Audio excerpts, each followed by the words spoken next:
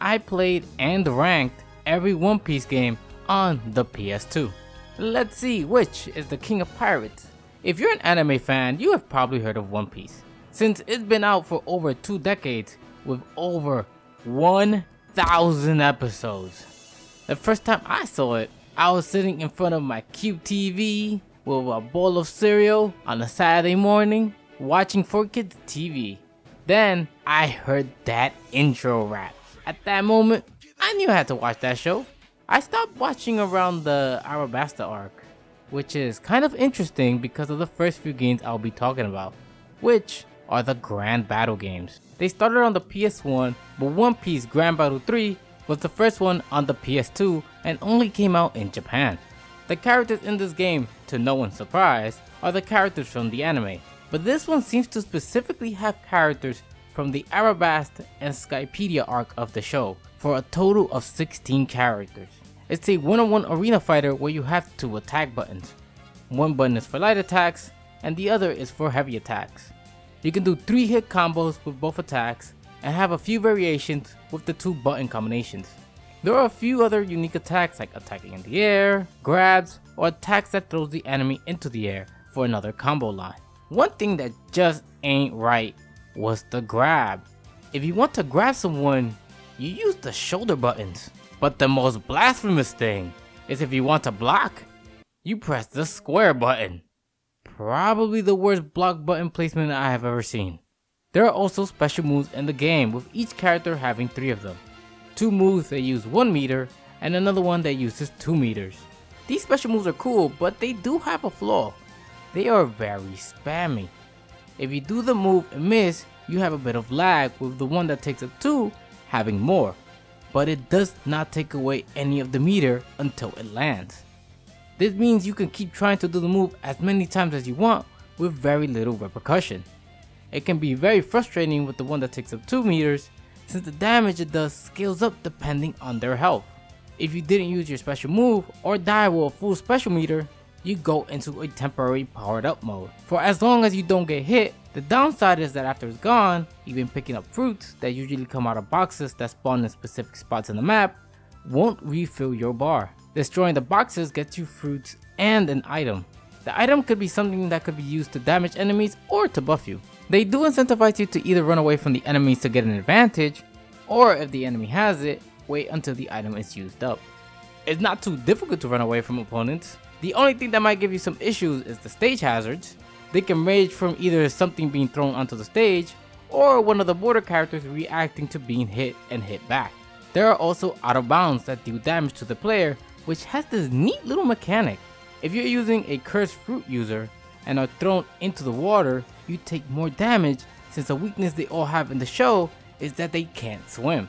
It's a little touch which I thought was cool. There are a couple of different modes in the game. Their single player mode is an arcade mode of fighting 5 different opponents. This is the mode that you go to unlock more characters, and not much reason to go here besides that, and to see the cool character select screen. There is the obvious versus mode where you can fight against another person or CPU. Tournament mode is the same as versus, except it becomes a bracket with up to 16 characters. Training mode, which I believe is self-explanatory. There's also a menu for concept art and character models, which is a little extra if you want. Also, my most seen mode, the cool title screen, because the X button is used to go back in Japanese games. Now that we're done talking about this game, let's set sail to the sequel. One Piece Grand Battle Rush was the next game released in the series in Japan. The game was also released in North America, but it has some notable differences, which we will talk about later. Grand Battle Rush kept a lot of the core mechanics the same, but also changed some things. There are 19 characters this time, and it contains most of the main villains and characters up to the beginning of the Water 7 arc. The game's gameplay does not look much different, but they reworked a good amount of it. For one, the block button is now on the shoulder button, and the grab is now on the square button, like God intended. They kept the 2 attack buttons of light and heavy, but the heavy attack combo line now throws the enemy into the air. There are also more moves you can do where you're blocking for combo interrupts or air attack counters. Special moves have also been changed, with the level 1s before all having cutscenes, and this one you just do the move out in the stage.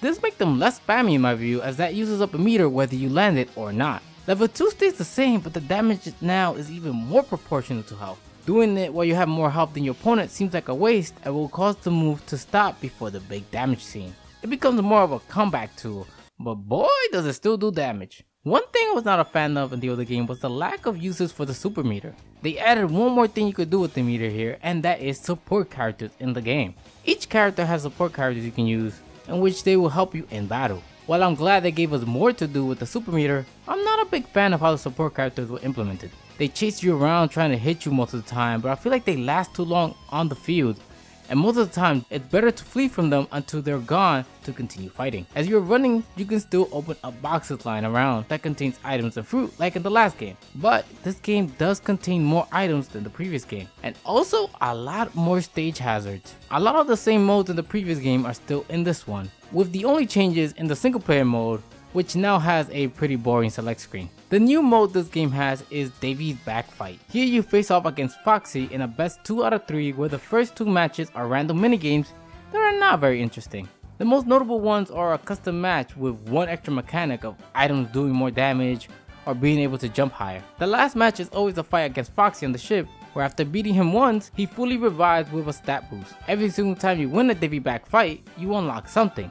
It's in Japanese, so I don't know why I unlocked. But you can also unlock the minigames to play whenever you want. I don't think it's worth it since it would take you playing this 38 times to unlock everything, and it does not end if you win the first 2 battles. Now, let's cross over the Pacific Ocean and talk about the American and English release, One Piece Grand Battle. At the time this game came out, 4Kids was the one who had the rights to the show, and was only up to the Arabesque arc at the time. They did not want the video game to spoil their fans of what was to come, so they made some changes. For one, they downsized the roster to 16 characters, taking out all the characters that showed up after the Arabasta arc. Mr. 2 and Crocodile seem to be characters they don't even want you to unlock, since the only way to unlock them is by using a cheat code after you unlock everybody else. Another change was the minigame section. Foxy is a character that comes after the Arabasta arc, so they changed him to Usopp, but kept the same minigame.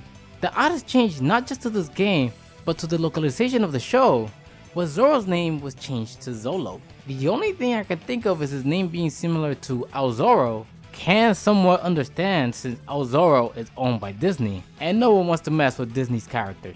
It's a bit odd to me to even think of them as the same game with the differences in characters. After this one, an exclusive English only sequel was created called One Piece Grand Adventure, which expanded even further in the series. The character was up to 24 different characters. They added some interesting characters like Chef, Kuina, and even Wapol, which I think was odd that he was not in the last game. The gameplay is exactly like the last one with a brand new mechanic called Axle Heat. It's a new technique that every character can use that uses a super meter. There are 3 levels, with each higher level having the same effect as the one before and taking up 1 more super meter. Level 1 is a combo breaker. You can use it whenever to stop a combo or a freefall. Level 2 also gives the player the power item for a limited amount of time, which allows them to break through the guards and make them stronger. Level 3 now gives them a speed boost on top of everything else. You now have more utilities with the special meter besides specials, which are the same as the game before, except that the ultimate one takes up 3 bars and it now has this rock paper scissors minigame to it. If you get the same, you do the special. If you beat them, you do the special with more damage, and if you lose, you don't finish the move. It's still more of a comeback tool since it still scales based on how much health one has compared to the other. You can also use support characters by using up one of your super meters, and they have a lot more support characters. There are 6 types of support characters now, and you can pick any support besides a few character specific ones. One neat thing they added is that you can view their health now. To unlock support characters, you will need to play the new single player mode called Grand Adventure. In this mode, you play as Luffy and his crew as you play to the Inaru arc. As you play, you can level up your characters with points to boost specific stats. As you level them up, you also unlock more of their basic moves, which kind of sucks. Level 15 is the level where you unlock all the characters' moves, and also unlock them to be able to use them in the versus mode. After beating Luffy's story, you can unlock the story mode for Buggy the Clown, Crocodile, Chaser, and Usopp, which seem to be original story of them all, but Usopp trying to get revenge on the Straw Hat crew. I do enjoy finally having something of a story mode in this series, but it did have some issues. My main issue is the character leveling. I don't mind leveling characters, but having to level up each character individually becomes a bit of a grind. I mostly play with the main character of each story to keep up with the enemy levels, and not have to grind with another one. There were bonus objectives in the fight that sometimes asked you to play as different characters to get extra prizes. But sometimes it will be so underleveled that it will be impossible to beat them unless you grinded their level up. I did have to grind Chef and Kuina to unlock them, and that was just boring to do. If the level difference was not enough, some enemies had support characters already spawned in at the beginning of the fight, which were just annoying. It made me rely heavily on my support characters or items in the game, which also has some new additions like being able to swing it. It was interesting to be able to do this, and they added some new items specifically for this, like the bat. This game feels like it was made for a Western audience since we are a no-nonsense place, and they try to make it more hardcore. They made the game HUD more bland and darker. The fruit for the special meters would change to coins, and in the versus mode they have this dark background with flames that show you different modes. They range from your typical versus, tournament, training, and they even have more minigames. None of the new minigames are that interesting to play, and I'm even missing some, which I will talk about later. The news mode is Arena, where you fight against 5 enemies and rank up once you defeat them, and get to pick from 2 differently ranked enemies. If you beat the enemy, you will skip to their rank. The higher you go, the higher level and stats the enemy have. Again, I'm not the biggest fan of this level system, especially since you bring it into your regular versus mode. You can bring your beefed up character from the story mode and use them against a computer or even a friend. If your friend also has the game and brings over their memory card, they can also use their overpowered character, which to be honest, they probably don't have the game. It will also not be a good time when the game starts to drop frames like crazy. I always thought it was weird that the last 2 games were not 4 players with the way this game plays, and I can see why now. I usually got frame droppings on certain stages since they usually have a lot of things going on, but there's still some frame drops in most stages. Another slideshow you can view is in the treasure and collection menu, where you have your extra goodies and even pictures of the One Piece card game they had before. The last thing I want to talk about is what made me stop playing this game, and it was the Usopp Adventure mode. His mode is unique in that you can pick anyone to be part of your crew, so I picked the strongest characters I had. I went to the first match with my strongest characters and noticed the level difference between them was like 10 levels. I didn't want to go through all that grinding. I enjoyed playing the game, and I believe I played enough of it with a good amount of missing content. So I think it's time we move on from not only this game, but the series, as this was the last Grand Battle game on PS2, and let's navigate the Grand Line to the other One Piece games on the PS2. The next game I want to talk about is One Piece Around the Land. This game was released between Grand Battle 3 and Rush, and only in Europe and Japan. It has an original story of the Straw Hat crew finding a new island, and there's a lot of talking head cutouts, although it does have its charms. In the opening scene, they learn about a treasure on the island from a barber they meet in a bar and set out to find it. To find the treasure, they need to find the parts of a broken medallion which are being held by the previous villains of the show. What a coinkydink. Now you have to go through different stages fighting through all the enemies Luffy has defeated before. What is interesting is that this game is a platformer, where you go left to right, but the paths bend in and out, which people usually call a 2.5D platformer. The goal, like most platformers, is to get to the other end of the stage while fighting enemies and navigating platforms. Platforming in the game is not very challenging, and most of the difficulties come from how stiff the characters move and jump. You hit enemies with a combo and they just fall flat. You can wait until they come back to fight them with honor, or you can just kick them while they're down. You can also not fight them and continue with the stage, but there is benefit to beating them. At the end of the stage, for every enemy you defeat, you get money that will go to your character's bounty, which is their level. As they get a higher bounty, you get more health, more special activations, and special moves. Another way to get a high bounty is by getting treasure chests, which are super annoying. It's not just finding them, no. You have to pick them up and then bring them over to a specific area in the map, which are usually just 1 or 2 spots in the whole level, or reach the end of the level with the chest. So you have to bring the treasure chest to these areas, one at a time, of course. And you can attack with it, so you have to drop the items to fight enemies. If the chest is past the area to drop it off, you have to go back to it. And don't even get me started on how some of these treasure chests are empty just to mess with you. Just put them in your pocket dimension like every other video game character or something. It doesn't help that I skipped some of them since I needed to play the level with a specific character since I needed their special abilities. An example is Sanji's double jump, Usopp throwing stuff, and someone who could crawl through this hole. But as you can tell, I did not play with the other characters very often. Why? 2 reasons. It has the issue that Grand Adventure has, of leveled up characters being better equipped since they will have more health than the other characters. My second reason is that Luffy and Zoro soloed the whole game for me. Their special abilities are good and they are the first 2 characters you get in the game, so their levels stay up there if you keep using them. Luffy's ability is being able to save a character if they fall off the stage, and Zoro will tag in when your character dies, saving them and giving you an extra life, compared to Nami, who's the only one who can pick up treasure chests with the most value. However, part of her ability is to keep all the money from any treasure chest instead of dividing it between everyone with how the other characters do it. Even though they give you 3 different characters to play through the level, you can't switch whenever you want. You have to go to one of the zones where you see the other party members. If you try not to 100% the game and just go about it, it's pretty easy, especially because of this game's version of Axle Heat. You can activate it at any time and get 30 seconds of a power boost and invincibility. You start with 4 and by the end of the game end up with 8 super meter balls. That's a lot of balls.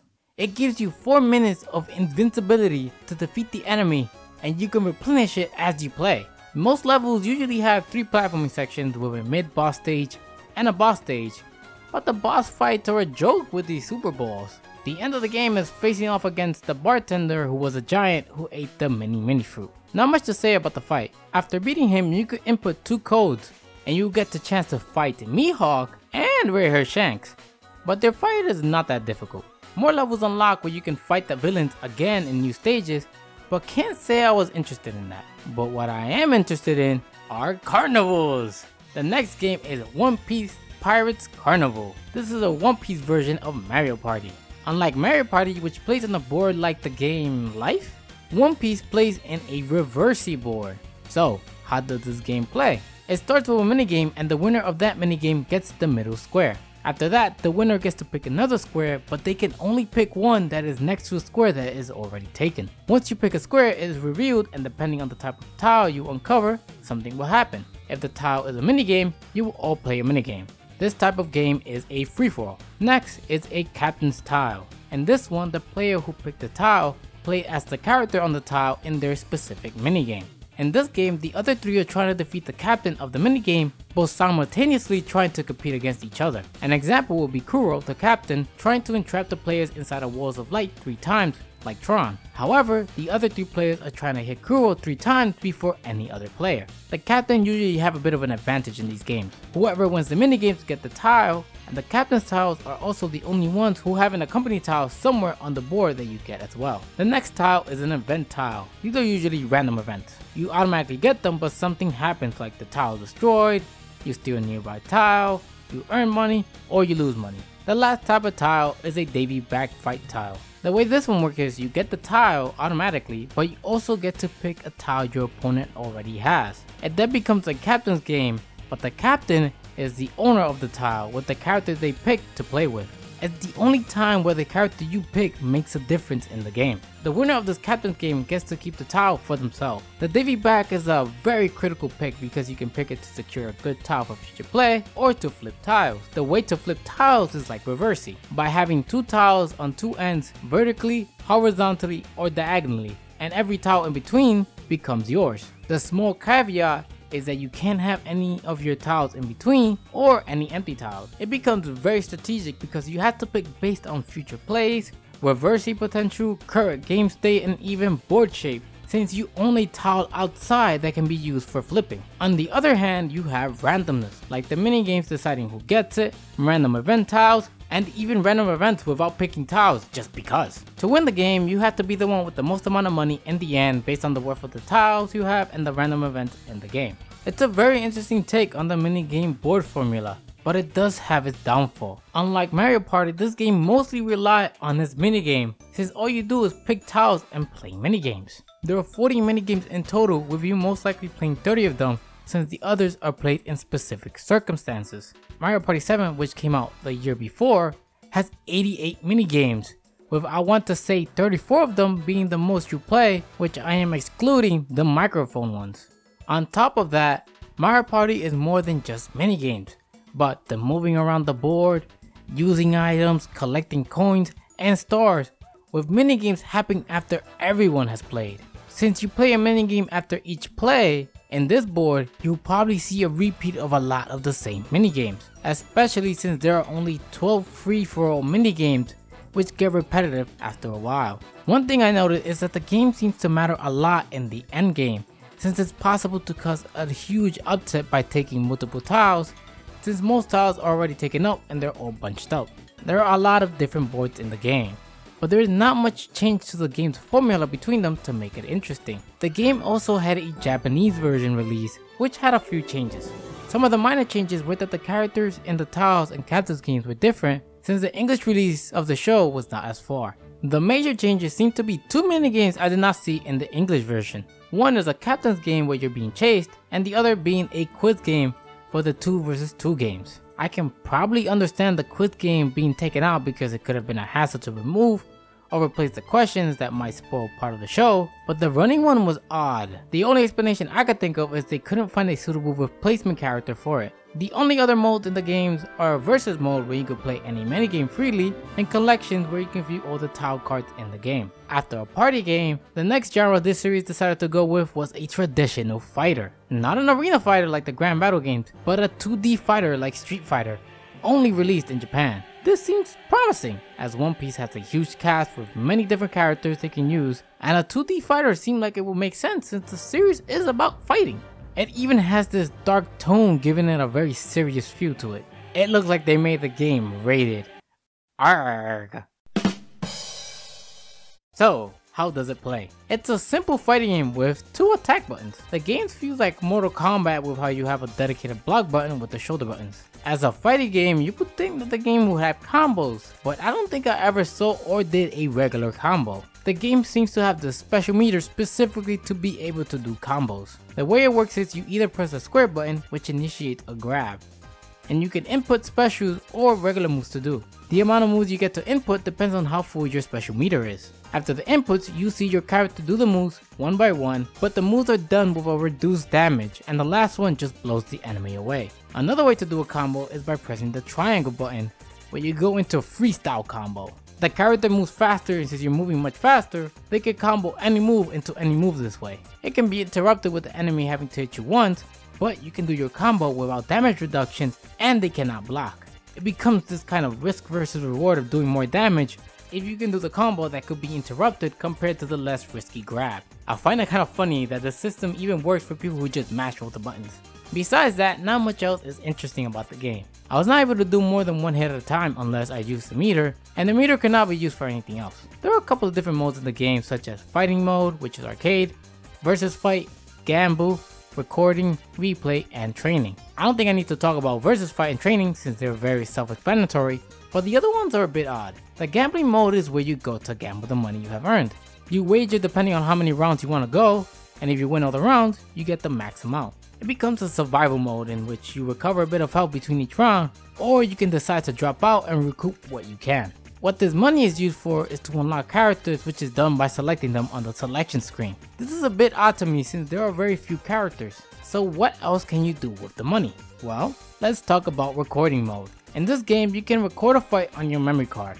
However, if you want to record a fight, you have to use money. I have no clue who would even want to do this before unlocking all the characters, and you have to pay per recording. Can't get away from corporate greed even in a fictional world, I see.